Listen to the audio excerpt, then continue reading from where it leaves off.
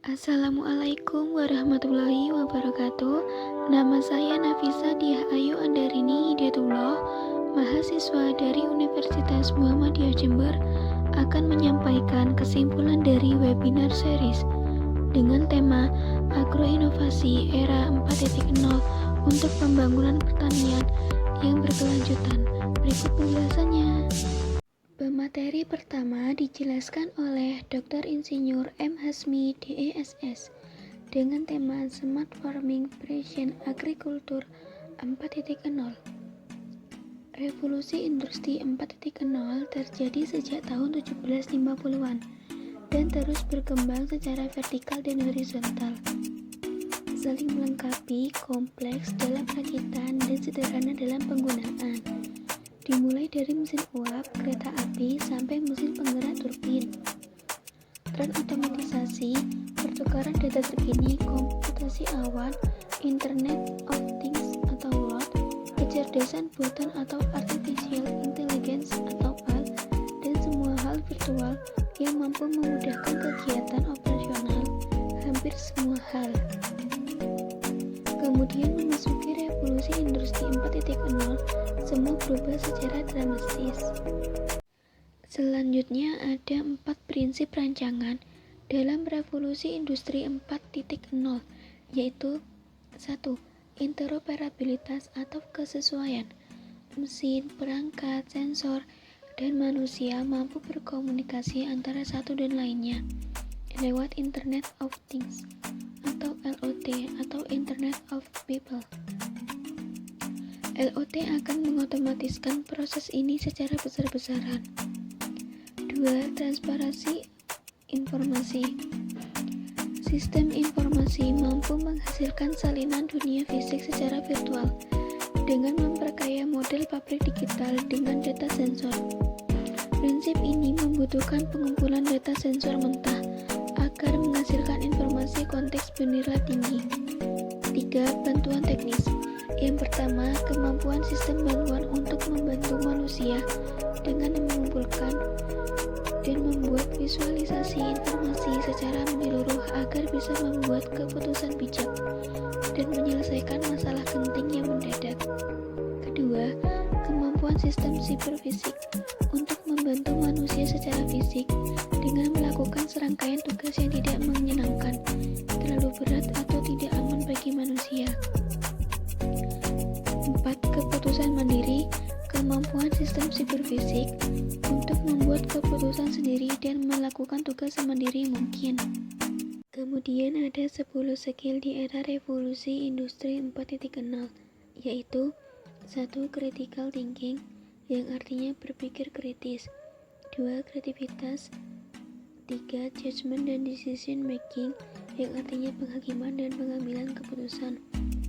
4. Service orientation, yang artinya orientasi layanan. 5. Negotiation, yang artinya negosiasi. 6. Cognitive flexibility atau fleksibilitas kognitif. 7. Emotion intelligence, yang artinya kecerdasan emosi. 8. Coordination with other, yang artinya berkoordinasi dengan yang lain. 9. People management, yang artinya manajemen orang. 10. Complex problem solving, yang artinya pemecahan masalah kompleks. Selama 40 tahun terakhir, dunia populasi telah meningkat sebesar lebih dari 4 miliar dan di 40 tahun ke depan diharapkan meningkat dari perkiraan 7 miliar pada tahun 2011 menjadi sekitar 9,1 miliar pada tahun 2050. Tantangan peningkatan produksi pangan, keamanan pangan, dan pendapatan petani adalah untuk meningkatkan produktivitas. Pertumbuhan produktivitas mengacu pada perubahan rasio output atau input. Oleh karena itu, ini merupakan efisiensi sumber daya indikator yang digunakan per unit output. Namun, selama 40 tahun terakhir, banyak peningkatan dalam produktivitas yang telah dikaitkan dengan peningkatan sumber daya genetik, peningkatan pemanfaatan pestisida, peningkatan input pertanian, nutrisi mineral, peningkatan penggunaan tenaga pertanian mekanis, bahan bakar fosil, dan intensitas irigasi yang lebih besar. Materi kedua dijelaskan oleh Profesor Dr. Gembong Prayitno dengan tema Smart Farming 4.0 dan solusi dalam regenerasi pertanian menuju kedaulatan pangan. Berikut penjelasannya. Maraknya impor yang dilakukan pemerintah berakibat semakin terpuruk, sehingga petani di Indonesia terancam akibat persaingan harga dan menyangkut juga kualitas bahan yang mengalami perbedaan secara signifikan. Di samping itu, impor akan mengurangi cadangan devisa negara dan impor sangat mengganggu kedaulatan pangan suatu bangsa. Perlu kita ketahui bahwa senjata terhebat di dunia ini bukan nuklir atau senjata modern lainnya, tetapi pangan adalah senjata paling ampuh di dunia. Suatu negara besar dan kuat adalah negara yang berkedaulatan pangan. Untuk mencapai negara berkedaulatan pangan, maka diperlukan perubahan drastis sebagai berikut. 1. Karakter building, yaitu membangun karakter petani yang menjadi profesional. 2. Ekonomi building, yaitu membangun potensi desa menjadi pusat ekonomi, diantaranya dibentuk ekonomi kreatif. 3. Education building, yaitu membangun dan mencerdaskan petani dalam hal usaha taninya. 4. Teknologi building, yaitu menerapkan teknologi yang tepat guna, murah, dan mudah operasionalnya. Program ini sangat bagus untuk pertanian skala besar, namun petani di Indonesia pada umumnya petani skala kecil, sehingga program ini sulit dilakukan dan dijalankan petani akibat kemampuan finansial yang sangat terbatas.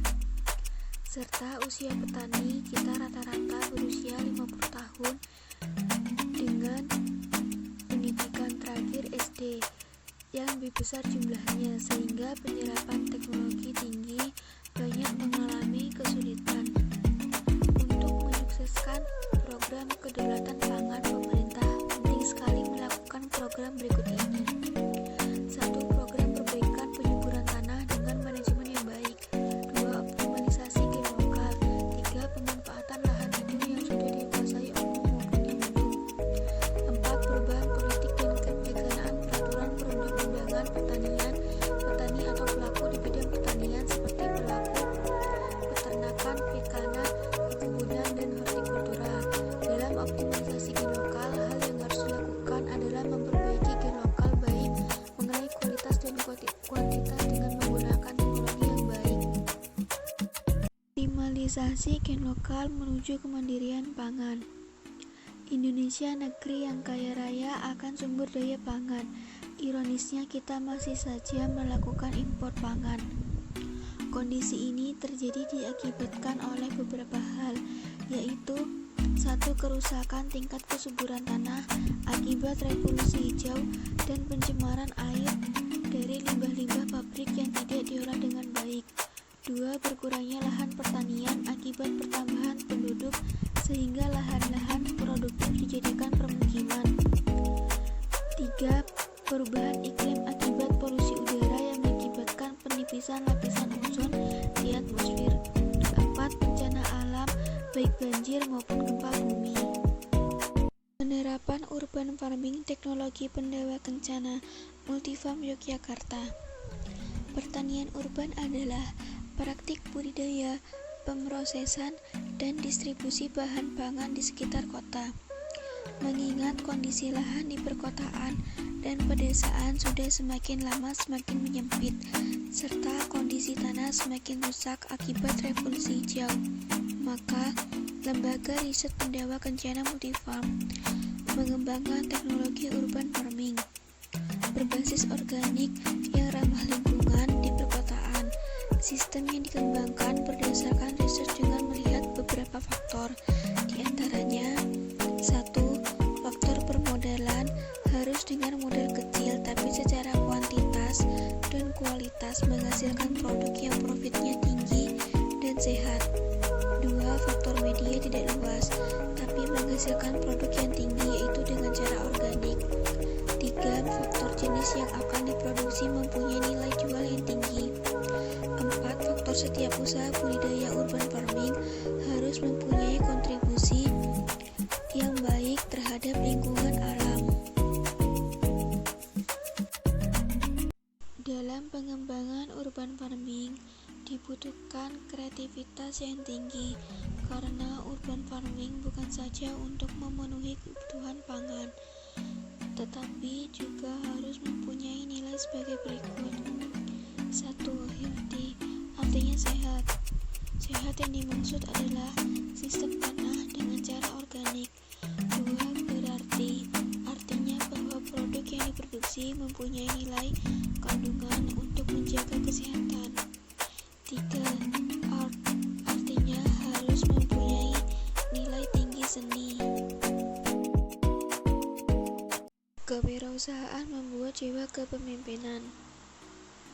Manusia membutuhkan pemimpin yang bertujuan menentukan arah kemana arah tujuan internal maupun eksternal dan menyelaraskan keterampilan dalam organisasi dengan kesempatan dan risiko yang dihadapi lingkungan.